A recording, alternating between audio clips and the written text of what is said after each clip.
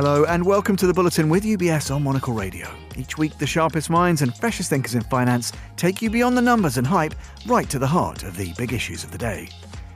This week, prompted by the latest ceiling to be broken through by the price of gold, we're once again training our spotlight on the shiny metal. In particular, as well as hearing from two experts from UBS on the latest steps in the journey of gold past $4,000 per troy ounce, we'll also discuss the role of central banks in this space, and in particular, consider whether they can and will continue buying at the same pace. And as ever, we'll consider what all of that means for portfolio construction for the savvy investor. This past Friday, October 10th, I caught up with two regular chroniclers on this programme of the journey of the yellow metal. Wayne Gordon, Head of Investment Research and Analysis in APAC, based in Singapore, and Giovanni Staunovo, Commodity Analyst in UBS Global Wealth Management in Switzerland. Wayne, Giovanni, welcome back both. Great to have you on the show. Wayne Gordon, let's start with you. Now, we spoke a few months back about the direction of travel for gold, expectations for the ceiling it might hit in 2026. We've already surpassed them. So give us a quick recap of where we are today and how we got here in recent weeks. Yeah, look, it's been a tremendous rally in gold. And in fact, it's one of the strongest rallies we've seen in the metal on a year-to-date basis since about 1979. Now, it's a long time back to remember that during that particular year, there was another oil crisis. Inflation spiked really sharply. And of course, it was before the entrance of Paul Volcker into the Fed to bring inflation lower. So in that context, it's historic. But at the same time, the reasons why we're here are a little bit different to back then. The reasons why we're here today actually started to build all the way back at the time of the beginning of the conflict between Russia and Ukraine, where the US government sanctioned the Russian central bank, and we saw a significant shift in the way in which central banks viewed holding US dollar-denominated reserves. And we have seen central banks continue to buy large amounts of gold since. What's been the delta to gold prices this year is a reversal of about 3 years of outflows from exchange-traded funds. Now, exchange-traded funds are incredibly sensitive to movements in the US dollar. They're also sensitive to movements in real interest rates. And of course, with the Fed hiking rates for the previous few years, exchange-traded funds were declining, or there are outflows from those funds. Of course, that was met with significant inflows from central banks. So for perhaps the first time in a very long time, gold was actually rising as the US dollar was strengthening and interest rates were rising as well. And that was the level of influence that central banks have had on the gold price of late and will actually continue to have, we think, over the next couple of years. The key to gold, as I said, this year, though, has been the increase in exchange-traded fund inflows as interest rates have come down. The dollar has weakened, and not to forget that also there has been a number of geopolitical events and also the trade war between a number of countries and the US administration. These things, to some degree, have unsettled investors again. Investors have been looking at alternatives to diversifying holdings away from the US dollar, looking for alternative assets as a storage of wealth, etc. And gold has formed part of that. And so consequently, we have had to upgrade our ETF demand expectations from the start of the year. So at the start of the year, we thought there would be around about 400 to 450 metric tons of inflows into ETF funds for the whole year. Now we expect that number to be around the 800 tons mark of inflows into ETFs. Now, we have seen this level of inflows before during the first year of COVID in 2020. We also, with the risk off that pandemic caused, we also saw a sharp increase in ETF fund inflows. So while the gold rally is pretty significant, it's up around 50% year to date, we do think that these additional inflows, ongoing political and geopolitical risks, and potential further weakness in the US dollar and, of course, lower Fed interest rates can actually still lift gold prices even higher.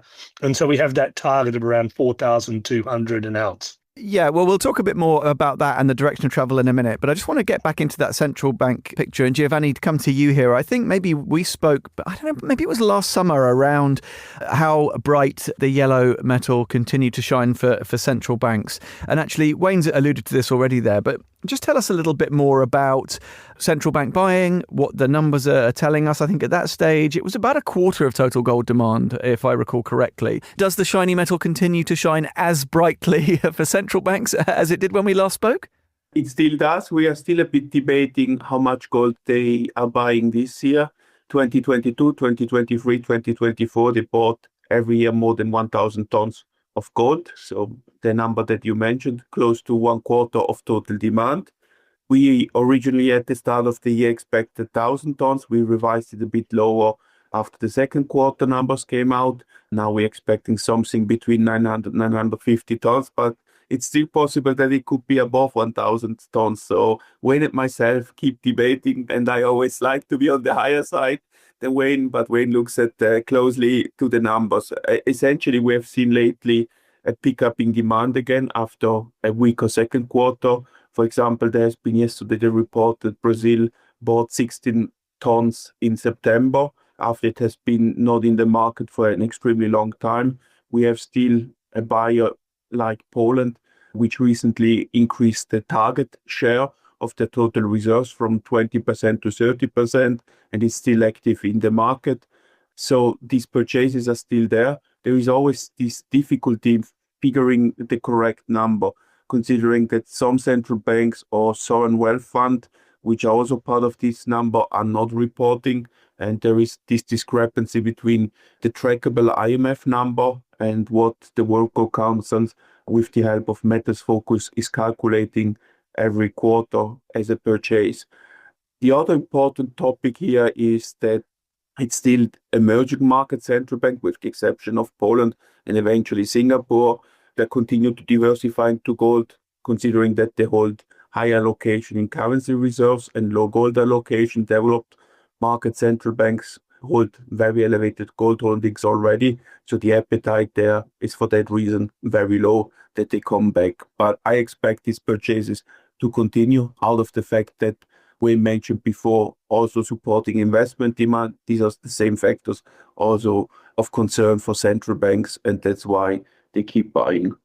Well, yeah, and it's interesting, and I think Wayne mentioned this, looking right back to the sort of the 1960s and these periods of extended buy. Now, of course, so much of the backdrop, almost all the backdrop, is completely different. But Giovanni, just on that point, looking back to history and how instructive it is, because you mentioned history there yourself, I guess what is still true is the importance of central bank activity and actions on prices. That is as relevant today, even though the backdrop is wildly different. The point that Wayne mentioned before is, for me, very important, that despite high interest rates and muted investment demand, gold managed to increase already during a period of high interest rates where normally it wouldn't perform, just because investment demand is very low.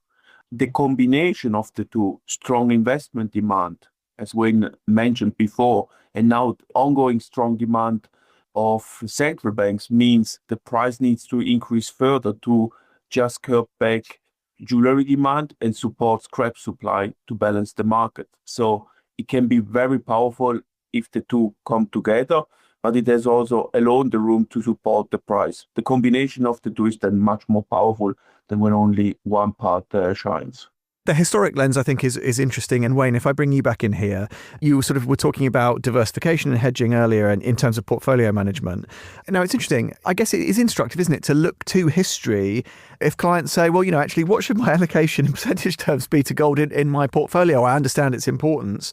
What does history tell us? Mid-single digit allocation probably makes sense. Why is that? It's a really good point. And when we look at gold, actually, we're looking at it from a portfolio context. So, often people will comment. They'll say, look, gold's had a great run. Why would I add here?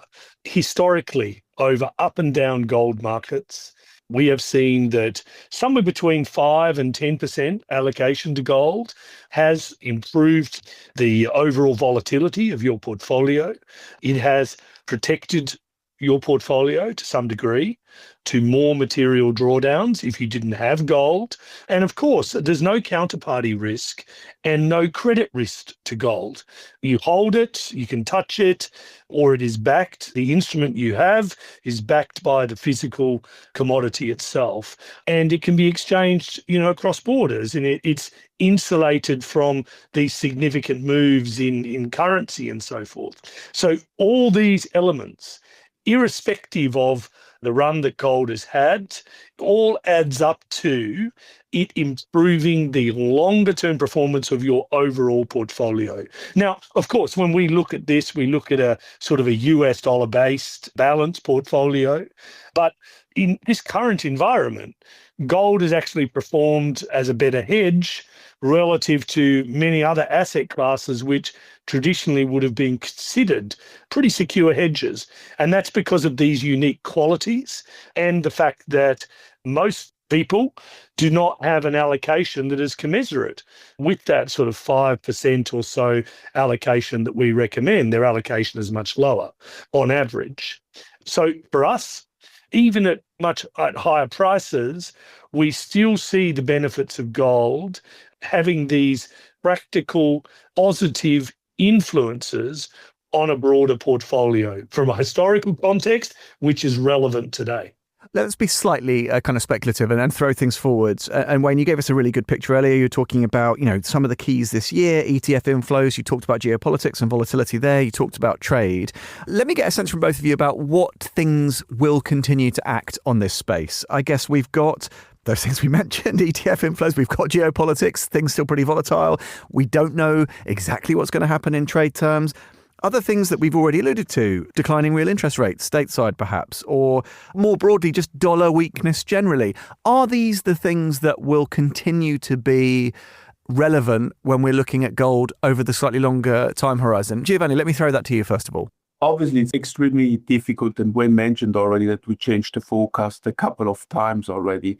We need always to take into account how the world evolves, and very long forecast extremely difficult. If you would have told us 10 years ago that gold would be at 3,000 or 4,000 as more recently, then we were told that's not possible just because production costs are so low and it doesn't make sense. It needs to be an extremely pessimistic world where we live in. And economic activity is okay, but there are other developments on the geopolitical side having a big influence on the gold price. So if you ask me, can gold continue to increase over the next 12 months based on the facts that we see?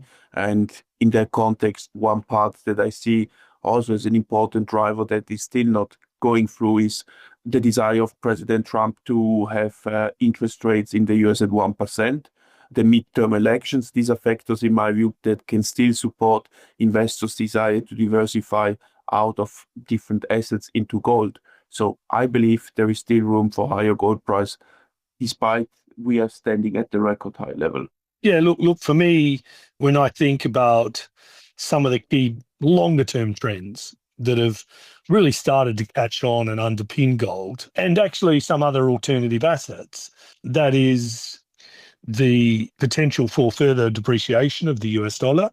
But even if that from a level perspective is, obviously we'll have some limits over the next couple of years, the general trend to look to diversify people's asset bases, not just wholly sitting in US dollar based assets, but thinking more broadly about assets in other regions or alternative assets. Gold clearly forms part of that adjustment to the portfolio weights when it comes to alternatives such as private credit, etc., and when it comes to other private equity and other alternatives, as well as their allocations to gold. So those longer term are changing, and we think that is somewhat of a longer term trend. Not only that, but also the fact that we're living in a world where we had a long period of globalization, and now we're in probably a period of stabilizing globalization and perhaps localization. And so in that context, people require, different strategies within portfolios, and gold is very adaptable to that. So from that perspective, I think allocations to gold can also rise. So even if we just back a little bit from the more tactical drivers such as a weaker dollar or lower rates or greater volatility in equity markets, etc., from a longer term perspective, the notion that perhaps we held for gold for hundreds of years, and potentially the expectations are now that the allocation within portfolios to gold can structurally rise a little bit further, is quite an exciting prospect as far as I'm concerned, particularly when you're thinking about intergenerational wealth transfer, people living in different jurisdictions around the world and so forth. These are structural trends that will continue to underpin gold. And at the same time, we're not seeing the significant investment and increase on the supply side that would commiserate with the pickup in demand that we are experiencing today. Wayne Gordon, and before that, Giovanni Staunovo, bringing us to the end of this edition of the show here on Monocle Radio. Listen again and explore more at monocle.com, or discover more and find out how UBS can help you at ubs.com. This is The Bulletin with UBS on Monocle Radio. I'm Tom Edwards. Thanks for listening.